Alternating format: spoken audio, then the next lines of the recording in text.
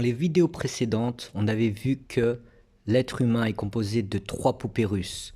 Donc d'abord le corps, et ensuite la deuxième poupée russe, l'âme égotique, le moi-je, l'âme illusionnée, et la troisième poupée russe, l'esprit, son lien avec Dieu ou son lien avec le spirituel et l'esprit. Au niveau de la première poupée russe, on avait vu comment la religion matérialiste, moderne, pharaonique, agissait au niveau du corps, au niveau de sa structure basique, qui était basée sur un système comme une religion, avec des prêcheurs, qui étaient les télévisions et maintenant les smartphones. Donc c'est une illusion de croire que nous autres occidentaux avons grandi dans un univers libre. Et au niveau de la seconde poupée russe, donc l'âme égotique, l'âme illusionnée, nous allons voir comment la société moderne capitaliste agit sur les 4 profils que l'on avait vus dans des vidéos précédentes. Nous avions vu que les anciennes médecines, comme la médecine hippocratique, la médecine chinoise ou la médecine ayurvédique, parlaient de 4 profils chez l'être humain. 4 natures, dont une nature est majoritaire chez chaque être humain. Donc la différence avec les animaux, c'est que l'être humain est recouvert de du même corps. Donc on a tous 2 yeux, un nez, une bouche et 2 oreilles et on est bipède. Mais l'intérieur est différent et est composé des 4 profils ou 4 natures.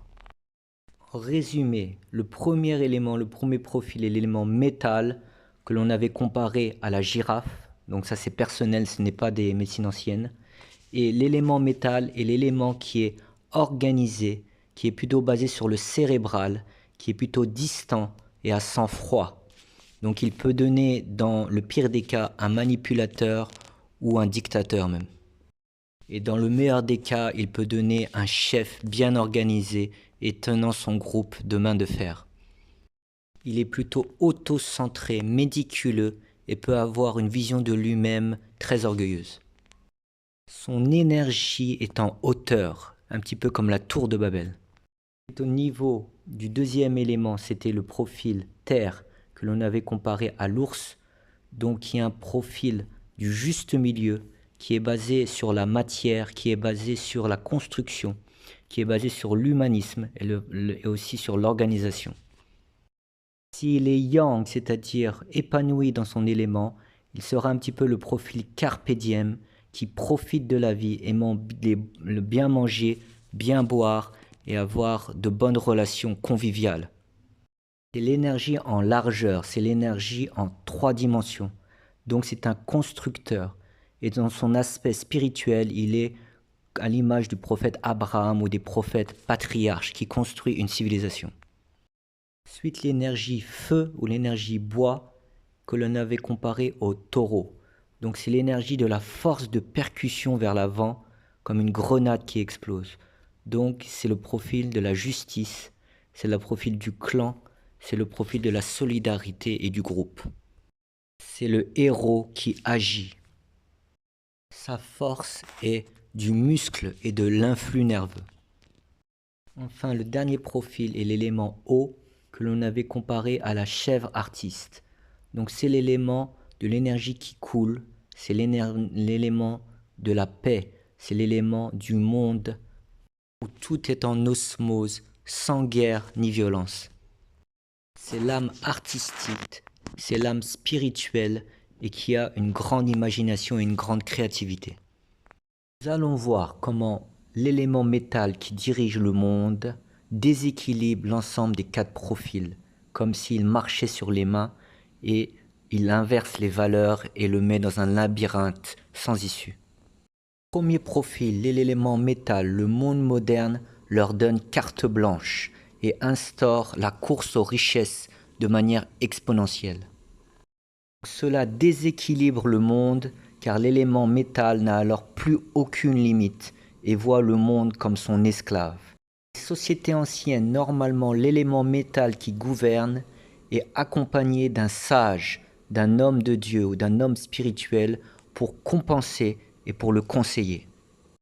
Cela lui permet de ne pas prendre trop de hauteur. Mais dans le monde moderne, l'élément métal qui gouverne est comme un Dieu vivant, entre guillemets. Il lui donne les outils pour construire sa tour de Babel et il n'est pas conseillé par un sage, mais par le diable en personne. Dans l'ancien temps, les sociétés refusaient ceux qui pratiquaient l'usure et le prêt à intérêt. Mais avec l'époque moderne, cette pratique est devenue exponentielle avec la planche à billets. Et donc l'élément métal a libre cours pour pouvoir développer son ambition démesurée.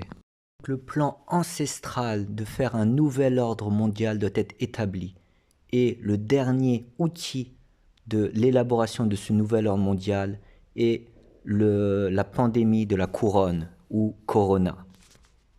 Pour accepter ce corona, ils ont travaillé des siècles et des siècles pour manipuler les trois autres profils, donc l'élément eau, l'élément bois et l'élément terre, pour que chaque être humain devienne comme un aveugle, très facilement manipulable, loin de son point d'équilibre ou de son point d'éveil intérieur.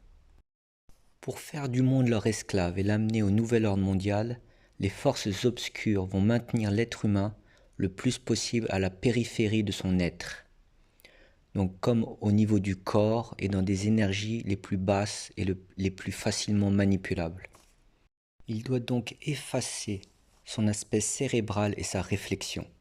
Il a d'abord éloigné l'être humain des livres, le remplaçant par la télé et les programmes de divertissement par milliers, de films ou des programmes sportifs par milliers et en exponentiel. Ainsi, lorsque l'être humain est seulement dans des dimensions énergétiques primaires, il suffit de lui présenter de simples images grossières et il fonce et obéit comme aimanté. Ensuite, les forces obscures vont essayer d'enlever l'aspect communautaire des religions comme l'islam et le catholicisme pour amener à l'individualisme. Une communauté est comme une ligne de piliers enracinés, alors que l'individualisme est comme de petits boulons dévissés tournant sur eux-mêmes et facilement manipulables. Les forces obscures ont aussi voulu éradiquer les cultures locales de chaque pays, afin d'affaiblir encore l'identité de l'être humain et le déraciner. Donc l'individu moderne est basé sur des bases très faibles, tel un bloc de glace qui fond au soleil à vue d'œil. Donc le papillonnage sexuel d'un partenaire à un autre, jusqu'à arriver peut-être un jour à trouver son compagnon, les passions, boire, manger, avoir du sexe, donc rien de durable et qui se transmet de génération en génération. On n'a pas de passé qui nous structure et on n'a pas de vision lointaine dans le futur. Donc on est dans une sorte de présent, dans des spasmes d'excitation, mais totalement vides. Le système moderne est basé sur la non-loi et le non-dogmatisme. Il faut donner l'image que la loi et le dogme sont un enfermement, comme cela il n'y a ni dogme ni structure religieuse, ni familiale, ni identitaire. Il n'y a plus de piliers et de racines qui puissent résister. On peut alors manipuler comme on veut. Au niveau des quatre profils, le yin et le yang sont inversés et on s'éloigne du juste milieu, ou trop plein ou trop faible. Donc par exemple pour l'élémentaire, le monde moderne l'amène à manger plus et encore plus, à boire encore et à faire plus de sexe et encore plus de sexe. Il a été dit, on le maintient loin de la culture et de la réflexion. Il devient alors un ours emprunté qui ne réfléchit plus et réagit que par spasme et par passion primaire. On n'a plus qu'à sortir l'aimant de ces passions-là et il court comme un âne qui va à la carotte. Pour l'élément bois-feu, qui est l'élément de l'action, donc le monde moderne le stimule avec plus d'adrénaline, plus de sport, plus d'action, plus de spasmes. Il parque aussi des milliers et des milliers de jeunes dans des ghettos défavorisés, ce qui crée des guerres de gangs. On l'éloigne pareillement de la culture et de la connaissance, et il devient une bombe facilement excitable pour créer des émeutes ou des révolutions. Comme les printemps arabes, les gilets jaunes, tout cela est en réalité orchestré et n'est qu'une illusion. Pour l'élément eau, la chèvre artiste, les oligarques, l'élément métal, va l'amener à utiliser trop de force ou va l'amener à utiliser pas assez de force, à être trop mou. Au niveau de l'élément yin féminin, l'époque moderne va voir l'explosion en tsunami du féminisme, où la femme veut être absolument l'égale de l'homme alors qu'elle n'a pas compris qu'elle était différente et avait un rôle différent. C'est comme si dans l'univers, la lune n'acceptait pas sa condition et voulait prendre la place de la terre, ou la terre voulait prendre la place du soleil en étant révoltée. Alors que chacun est différent et a des rôles différents. La femme se masculinise et au four et au moulin.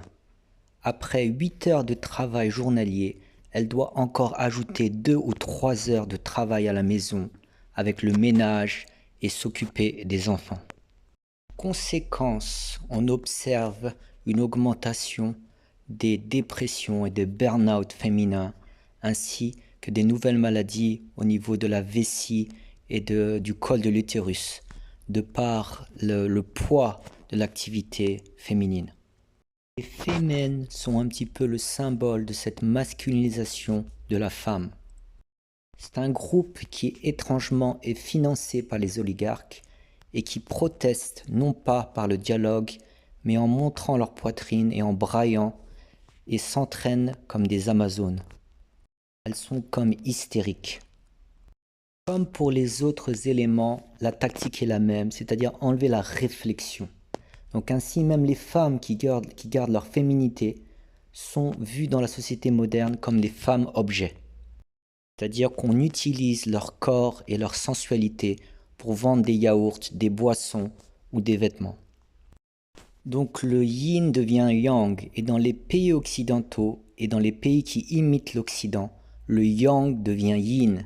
Ça veut dire que les hommes deviennent de plus en plus féminins et efféminés.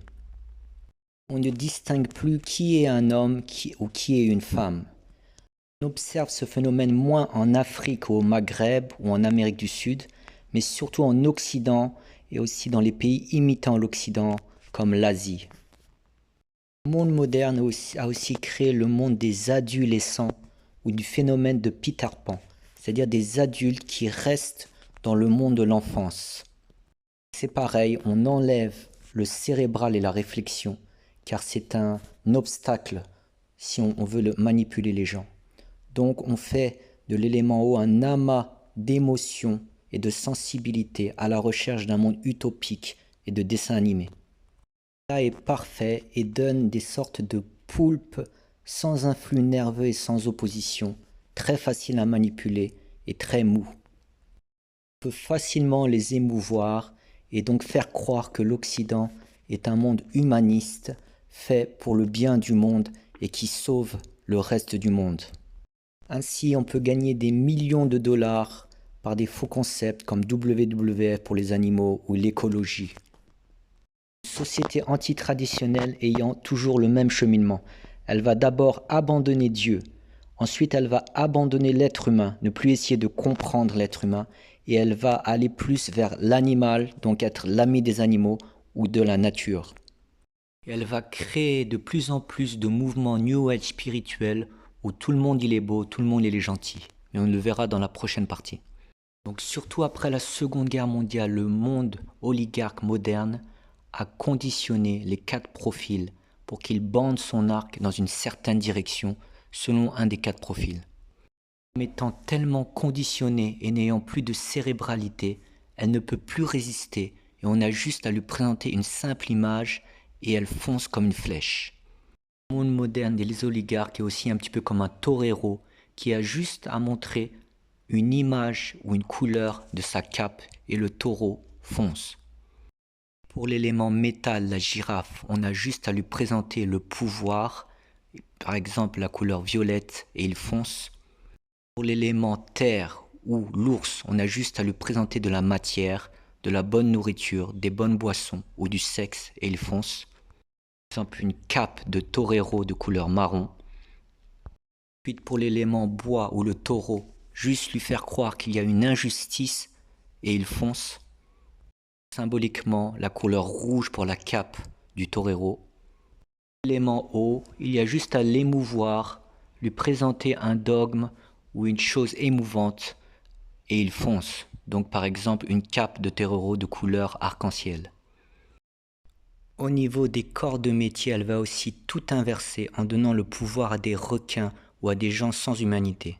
Mettant dans l'administratif des gens de routine qui attendent 5 heures de l'après-midi sans aucune créativité. Donnant les clés de la justice à des huissiers de justice et à des avocats sans aucune empathie ni aucune humanité. En engageant dans les services de police et en donnant une arme de service à des policiers cow-boys sanguins qui profitent de leur pouvoir pour prendre une revanche sur leur vie frustrée. En mettant sur le devant de la scène des enfants chanteurs qui du jour au lendemain vont devenir des stars et qui vont prendre tout d'un coup un tsunami de popularité, puis le lendemain, plus rien.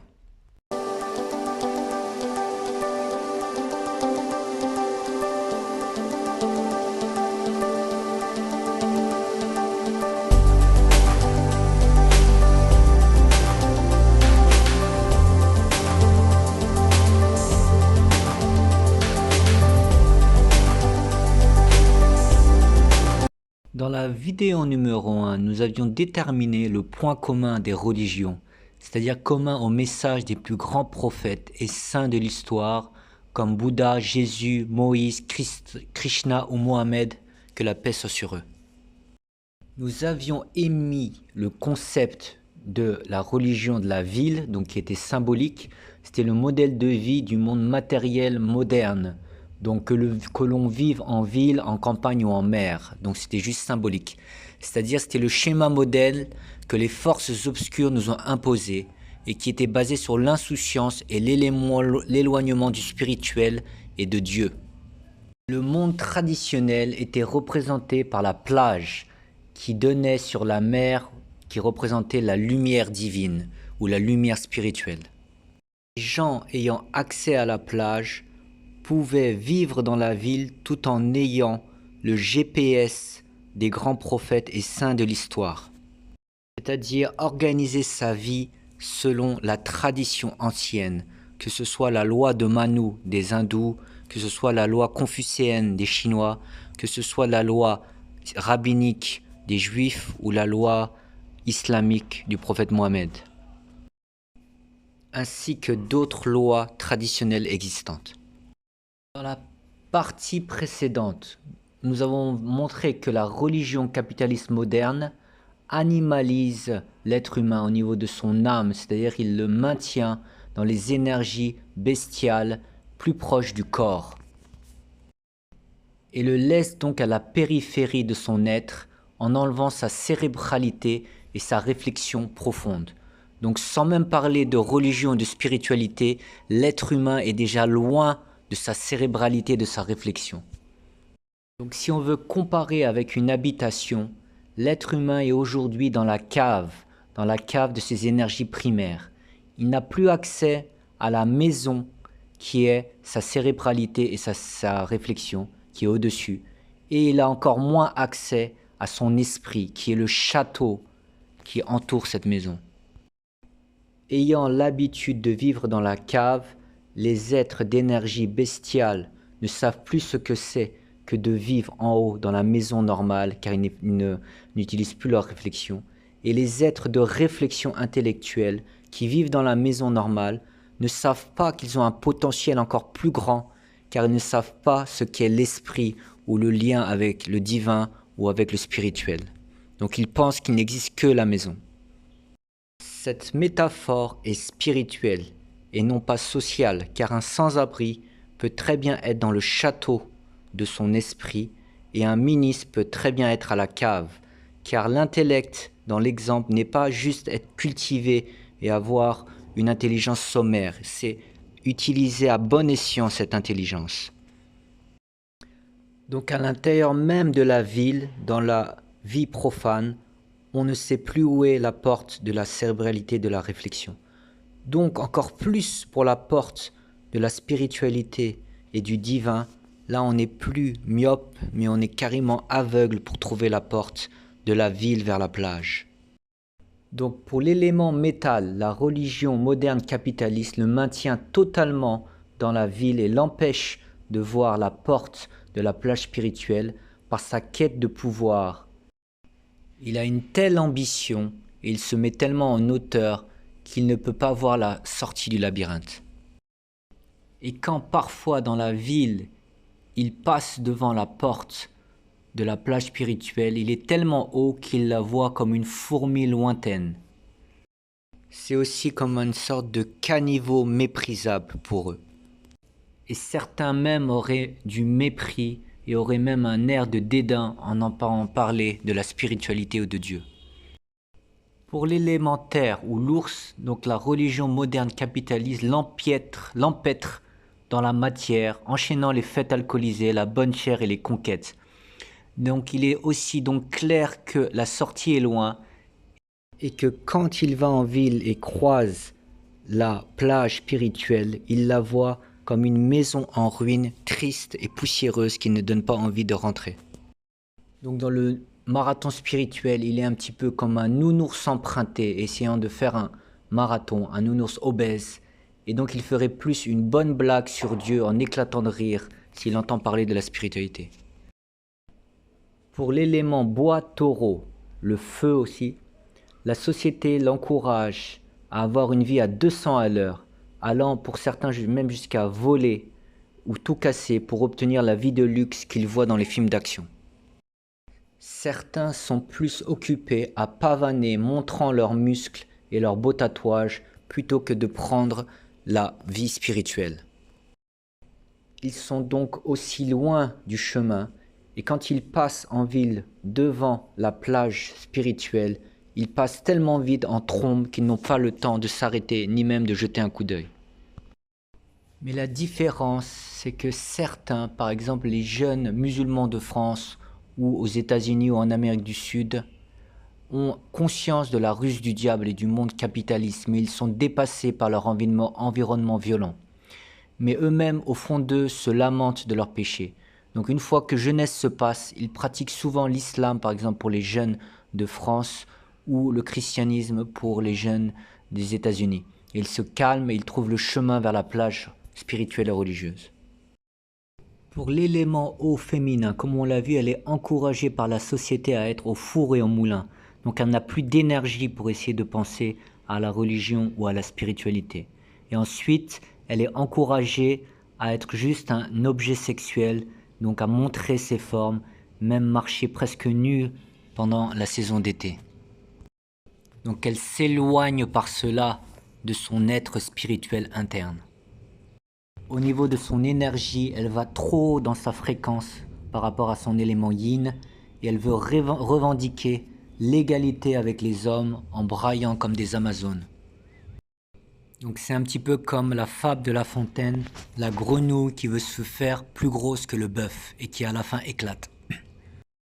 Si elle passe dans la ville devant la porte de la plage spirituelle, elle la voit comme un café grossier de macho et donc veut saccager la plage spirituelle et la détruire avec haine, un petit peu comme les fémènes qui ont envahi des églises. Pour l'autre élément haut classique, la religion de la ville moderne va leur dire que la religion est très méchante, comme par exemple l'islam, ou très vieux jeu et obsolète comme le catholicisme. Donc tu as juste à être gentil et c'est bon, Dieu t'aime ou tu n'as rien à te reprocher. Donc l'élément haut sera toute sa vie gentil, docile et obéissant à la société moderne. Il vivra une vie sans trop se poser de questions. Pour remonter la pente et trouver la porte de sortie du labyrinthe, il est un petit peu comme un pantin désarticulé dans un trou qui n'a pas de force pour remonter la pente. Quand il passe en ville et croise la porte de la plage spirituelle, soit il fuit en la voyant à 500 mètres car effrayé par la réputation de certaines religions, ou soit il la voit comme une maison poussiéreuse et peu attrayante.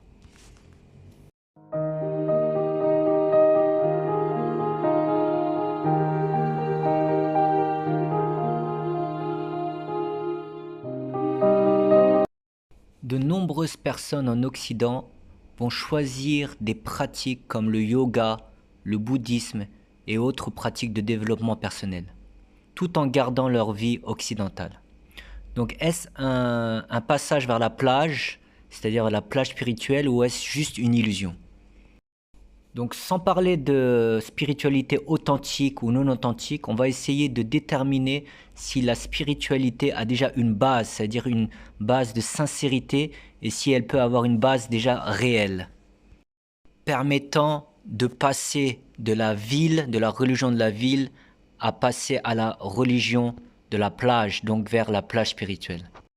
Pour déterminer cela, le premier principe va être appelé le jeu défensif, ou faire attention à ce qui rentre.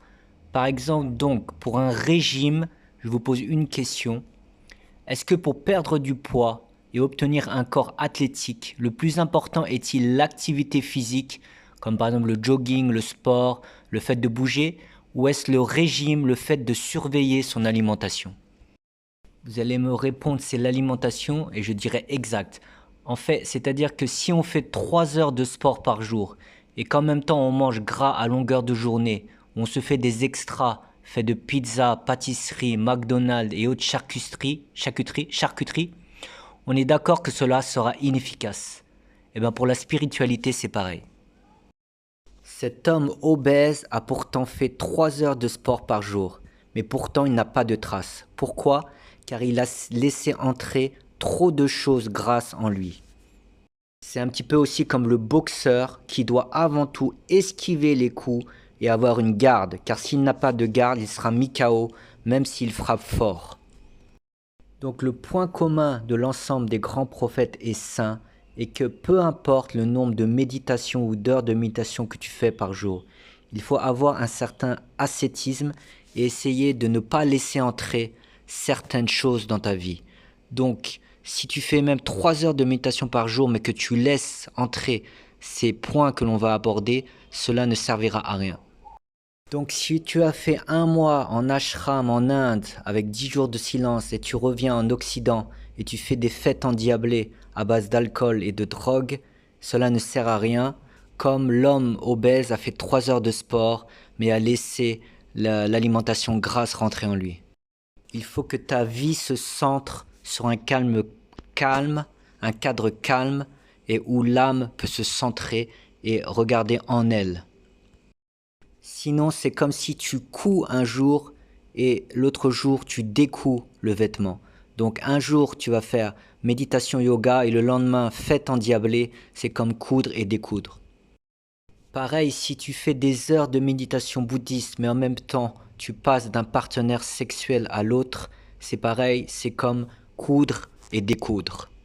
L'ensemble des spiritualités du monde dans l'histoire a toujours mis l'acte sexuel relié au mariage et seulement au mariage. Car c'est un acte sacré. Au niveau du corps, pareillement, si pour une femme tu aimes t'exhiber pendant l'été montrant tes parties les plus sexy, ou même pour un homme montrer tes muscles en slip de bain sur la plage, cela ne sert à rien de faire 5 heures de méditation. Tu es en train de coudre puis de découdre. L'ensemble des prophètes et des saints ont parlé d'une pudeur vestimentaire. Dans le monde traditionnel, c'était plutôt des habits amples et cachant les parties les plus sexy pour l'homme, donc que ce soit dans le monde judaïque, indien, islamique ou européen, ancien. Et même avec des habits modernes, on peut trouver un style sobre qui ne montre pas les parties les plus exhibantes. Pour la femme, c'est un petit peu le modèle de la Vierge Marie qui a un voile, ou même le sari indien, ou le voile islamique, ou même avec des vêtements modernes, des habits sobres et ne cachant les parties les plus sexy de la femme. Le deuxième point est que les racines de sa vie, les bases de sa vie et le but principal de sa vie doit être la vie spirituelle et la préparation pour une autre vie. Que ce soit le jour du jugement dernier pour les monothéistes ou la réincarnation pour les autres religions d'Asie. Cela ne signifie pas que l'on ne peut pas avoir de vie de famille, de joie, etc. Mais il ne faut pas que la voie spirituelle soit juste un doliprane passager pour passer une angoisse ou un mal de tête, et ensuite c'est reparti pour la fête à tout va. Il ne faut pas que la voie spirituelle soit juste une roue de secours quand on est mal, ou un simple loisir, comme on va à la salle, on va au cours de yoga, ça fait du bien. Donc on peut dire que toute personne dont le centre de la vie est sa vie spirituelle et qui a certaines règles que l'on a évoquées précédemment et qui lui permet de se préserver de sa partie la plus grossière de son être. Donc toute personne parmi les trois monothéistes, juifs, chrétiens et musulmans, ou parmi la religion hindoue, ou parmi les bouddhistes, toutes ces personnes, on peut dire qu'ils ont une vie spirituelle réelle. Donc sans parler si cette vie spirituelle est authentique ou non authentique, elle est réelle, elle est minimum réelle. Donc pour conclure, la quasi-totalité des gens appartenant à la religion capitaliste moderne seront pris par le nouvel ordre mondial et par la ruse des oligarques. Le plan est en deux étapes. Le plan numéro 1 est d'enlever les libertés de l'ensemble du monde par le coronavirus.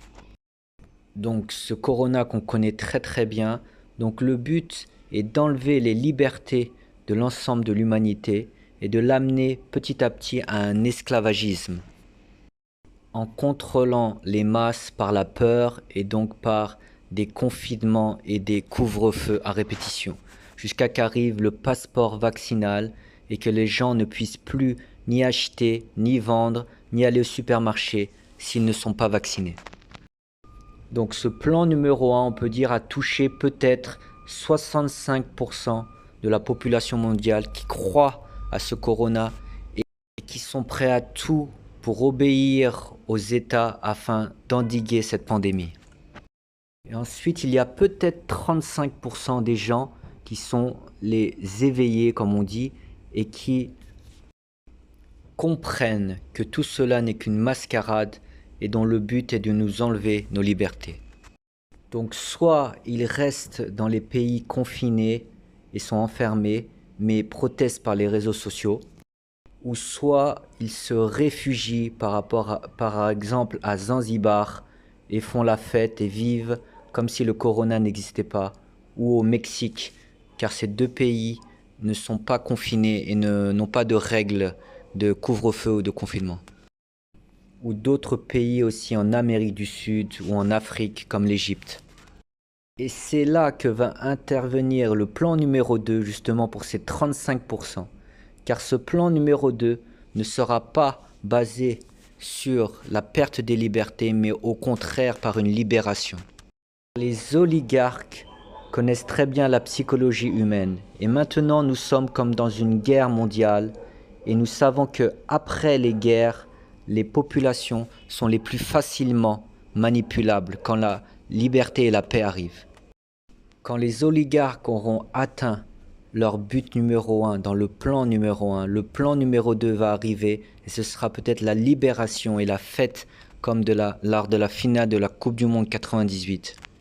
Et ce sera l'apparition des Smart Cities et du nouvel ordre mondial qui sera pour le monde une lumière trompeuse, faite de liberté et d'amour. Comme Neom en Arabie Saoudite, qui est une Smart City futuriste, où le premier élément, l'élément métal, sera très attiré pour pouvoir obtenir le pouvoir qu'il a depuis tout le temps cherché. Pour l'élément terre, il y aura la convivialité, l'instant présent de carpe diem, profiter de la matière, car il n'y aura plus de travail avec le revenu universel. La vie de famille tranquille comme au paradis. L'élément bois, une vie à 100 à l'heure avec des fêtes interminables et enfin la fin de cette injustice de l'ancien monde. Et pour l'élément eau, la religion de l'amour, la spiritualité de l'amour où tout est un et tout le monde il est beau et tout le monde il est gentil et finit enfin avec ces religions désuètes de l'islam et du christianisme. Mais attention, ce ne sera pas le pays d'Alice au pays des merveilles et l'effet boomerang sera terrible, avec le côté obscur. Tu devras te prosterner devant ce système et devant l'antéchrist, et ta femme sera l'esclave des oligarques, et tes enfants devront aller visiter des gentils papis de temps en temps. Et toi, où seras-tu? Quel camp vas-tu suivre? Vas-tu foncer comme une flèche vers le nouvel ordre mondial?